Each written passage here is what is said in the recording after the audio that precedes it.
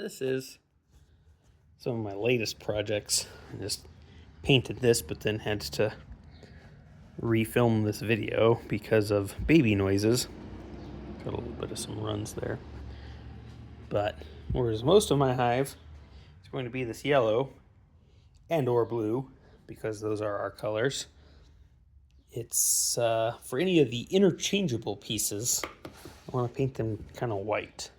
You've seen the queen excluder door in an earlier picture that was the striped blue and yellow, and I'm probably going to do that decoratively here or there over some supers, things like that.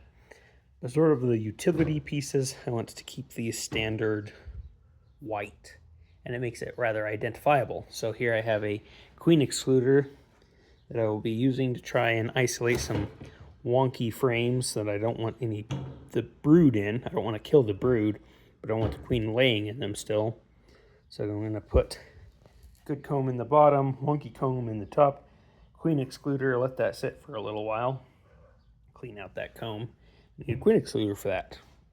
And I want it to stand out as something that's sort of a service tool in the hive, not something that is going to stay in there full time. So make it white so it stands out really well. I also have here an old, it got left out in the rain, sort of a, I forget what you call it, but separation. Bees are supposed to come through that and not be able to get back in. Kind of gave that a light sanding and a paint job.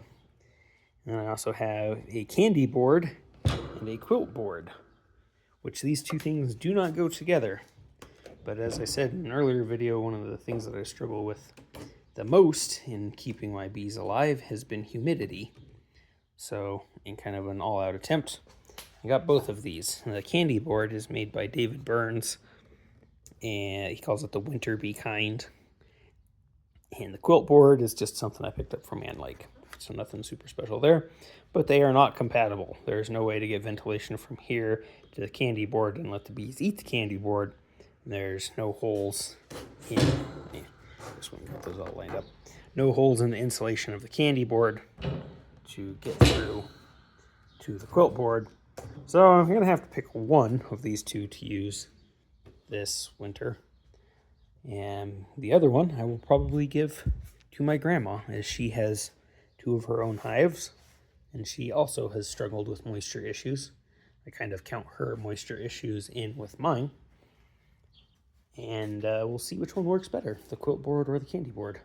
I'm thinking I'm going to take the candy board, because I've seen some videos of the quilt boards, and they do a good job of keeping moisture off the bees, but it still kind of warps a lot of the inside wood for the inner cover and stuff, as the humidity still has to hit something cold before it drips back down into the absorbent material, whether it's pine shavings or burlap or whatever you be using. So might give that one to my grandma, let her try it for a year. Next year I kind of plan to have two hives after I do a split, and I'll have one on each of my hives, but until then might as well let someone else use it. But yeah, white, make it stand out as a utility piece.